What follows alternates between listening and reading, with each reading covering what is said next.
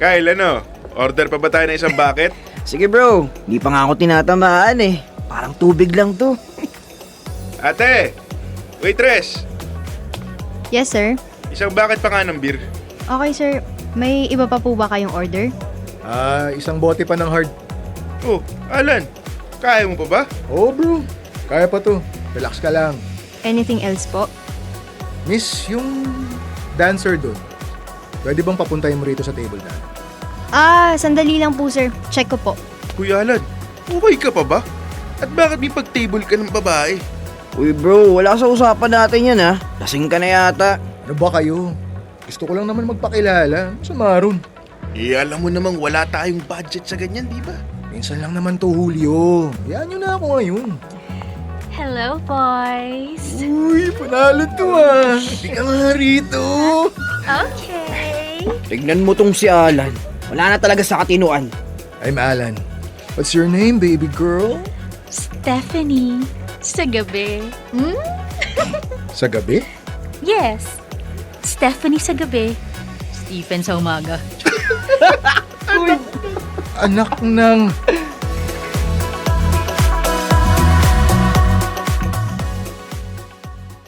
Dear Love, ako si Alan. Feeling binatilyo. Hindi naghahanap ng mamahalin. Naghahanap ng lalandiin.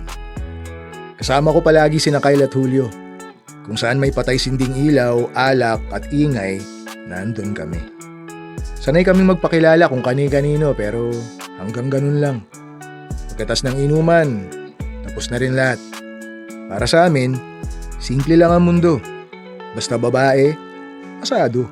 Kahit hipon, ayos na. Hindi kami choosy. At lalong hindi kami tumitingin sa kauri namin. Ganito kami mag-isip. Ang lalaki, para sa babae. At ang babae, para sa lalaki. Walang komplikasyon. Walang tanong. Hindi kami mulat. O baka ayaw lang naming maging mulat sa mundo ng LGBTQ.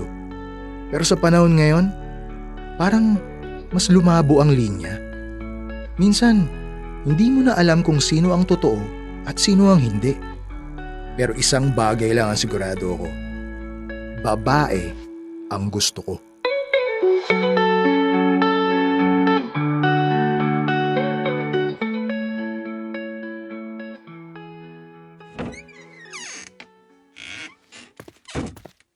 Oh, ginabi ka na naman ng uwi, Alan.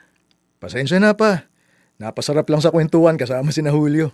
Kwentuhan o inuman? Kasama na rin ho yun. Ikaw talagang mokong ka. Hindi ka na natuto. Pa naman, minsan lang maging binata. Sulitin na bang kaya pa? Pag napapasobra, masama rin. Hindi habang buhay malakas ang katawan mo. Ingatan mo rin ang kalusugan mo. Alam ko naman ho yun. Maiba ako, anak. May nobya ka na ba? Short time ho ba o long time? Ikaw talaga, loko-loko ka. Wala pa po sa isip ko yan ngayon. Mahirap mag-commit. Gusto ko lang ho masaya. Wala namang masama kung saan ka masaya. Ano hong ibig yung sabihin? Wala. Ang sinasabi ko lang, sa edad mong yan, dapat nagseseryoso ka na. Pa, 30 pa lang naman ako. Yun na nga, 30 ka na. Hindi ba dapat iniisip mo na kung saan papunta yung buhay mo? Iniisip ko naman ho. Pero di ko lang talaga priority ang pagka-girlfriend. Anak, may itatanong lang sana ako. Pasensya ka na ha. Hindi ko lang maiwasang maisip. Ano ho yun? Straight ka naman anak, di ba? Lo, ano ba yung tanong yan pa? Naninigurado lang ako. Straight ho ako. Babae o gusto ko. Hindi ka nagkakagusto sa kapwa lalaki? Naku, hindi ho. Kung ano-ano iniisip nyo. Kapapanood nyo ng TV yan eh. Nakakawala kayo ng amats ba? Matutulog na ho ako. Pagkatapos ng usapan namin ni Papa, hindi ako agad nakatulog. Paulit-ulit sa isip ko yung tanong niya. Hindi dahil na-offend ako, kundi may parte sa pagkatao ko na napaisip. Baka nga oras na. Hindi naman sa gusto kong magseryoso. Ayoko lang ng paulit-ulit na gabi. Paulit-ulit na umaga. Tapos, pare-pareho lang ang pakiramdam. Yun bang walang direksyon? Pero higit sa lahat, ayoko masyadong mag-invest. Ayoko magsayang ng oras.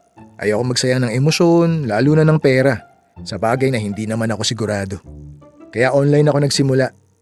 Mas madali, mas kontrolado. Gusto ko muna makausap yung tao bago ko siya kitain. Para malaman ko kung sulit ba lahat. Doon ko nakilala si Sam. Maganda siya. Balingkinita ng katawan, singkit ang mga mata, makinis ang kutis. Yung tipo ng babaeng kapag nadaanan mo sa social media, mapapabalik ka sa timeline kasi nagandahan ka sa nakita mo. Kaya nung makita ko profile niya, hindi na ako nagdalawang isip. Nag-message agad ako. At masasabi kong naka-jackpot ako. Una, nireplyan niya ako agad. Pangalawa, mabilis kami nagkapalagayan ng loob. Pareho kami ng trip sa buhay. Pareho naming ayaw ng drama. Ayaw ng komplikasyon. Isang bonding kami nag-usap ni Sam online. Walang pilitan, walang pressure. Hanggang sa dumating yung punto na parang kulang na yung chat. Kaya nagpasya kami na oras na para magkita.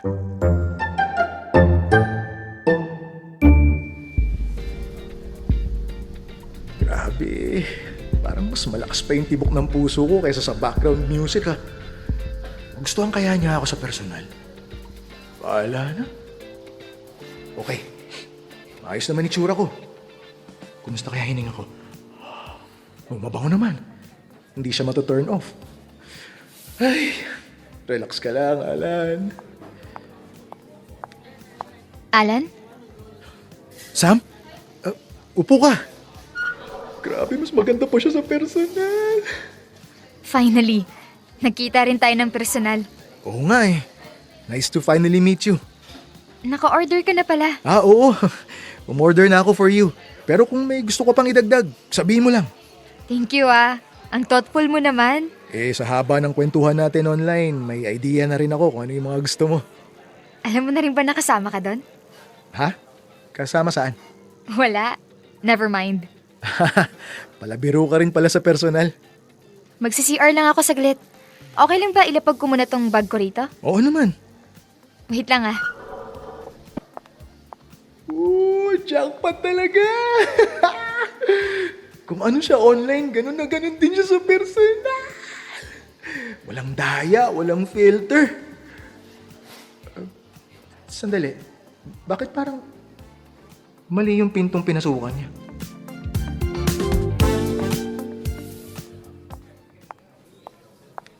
Sorry, medyo natagalan. Okay lang. Sam, bakit doon ka sa CR ng lalaki pumasok?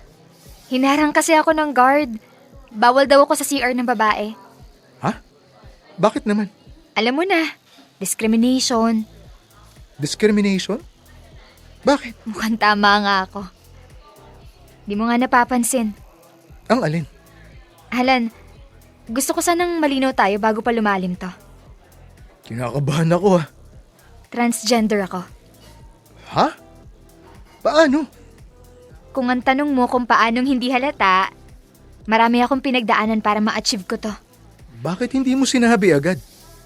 Kasi gusto kong makilala mo ko bilang ako. Hindi bilang kung sino ako dati. Akala ko nga, baka napansin mo na. Sandali, naguguluhan ako. Naiintindihan ko kung lalayo ka na. Pero ito ako, Alan. Ito ang buong ako.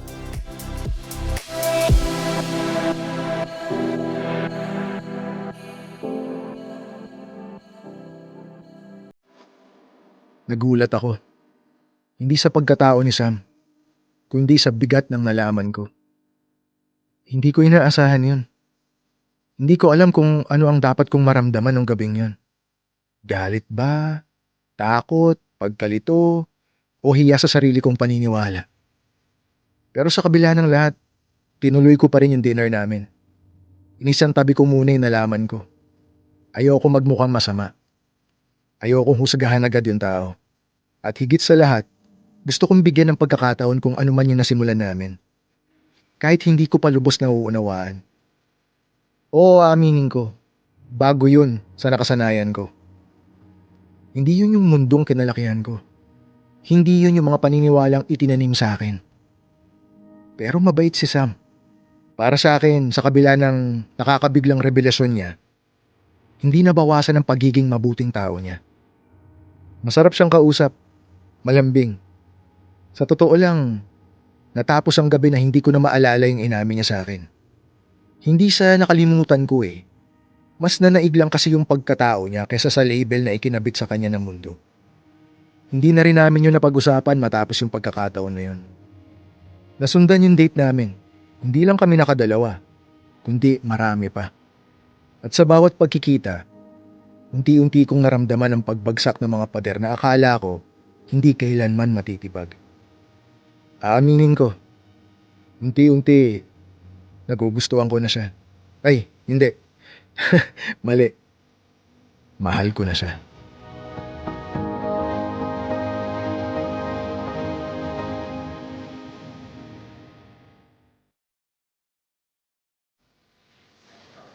It was nice to meet you guys. Excuse lang. Mag-restroom lang ako. Oh, bakit ang tahimik niyong dalawa? Bro! Ano to, Alan? Ano nangyari sa'yo? Bakit? Hindi ba kayo okay kay Sam? May napansin ba kayo sa ugali niya? Sa ugali niya, wala. Pero bro, Transgender. Talaga, Alan? Seryoso ka ba? Pre-ko ba yan? Eh ano naman kung transgender siya? teka, na-aksidente ka ba na hindi namin alam? May nagalaw ba na tornilyo dyan sa utak mo? Ano bang problema niyo? Bading ka na ba? Ang pinagsasabi mo, Kyle? Unang-una, hindi ko alam kung anong nangyari sa'yo. Hindi namin maintindihan kung anong nagustuhan mo kay Sam. Mabait siya. Kita niyo naman, maganda. Mabuti siyang tao.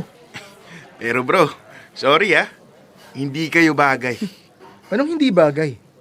Ano ba kasing problema kung transgender si Sam? Wala naman yan sa kung ano siya dati.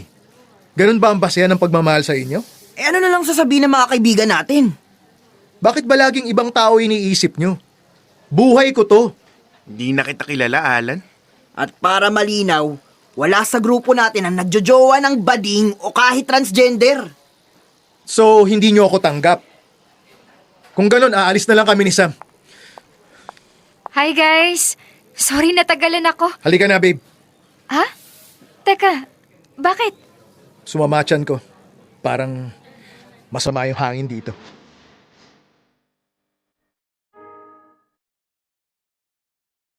Nawalan ako ng mga kaibigan.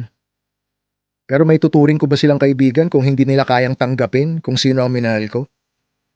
Alam kong hindi madali ang daang pinili ko. Maraming tanong, maraming matang huhusga. Maraming bagay na kailangan ko iisang tabi.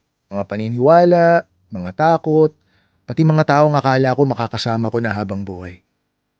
Pero sumugal ako. Dahil mahal ko si Sam. Ipinakilala ko siya kay Papa.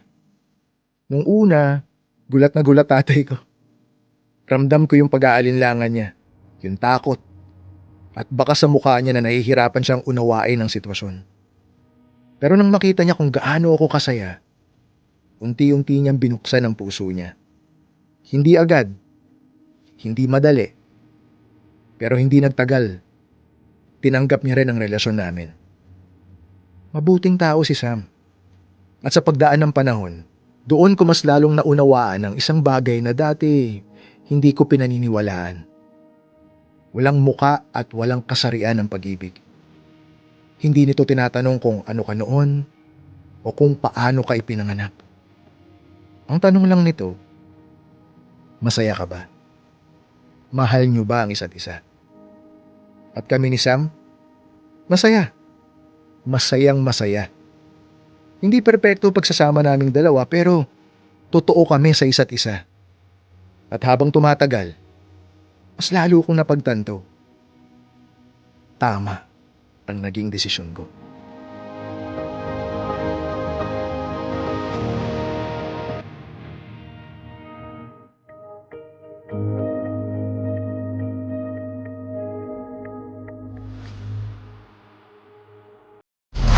Metro's #1 Love Radio. Basic!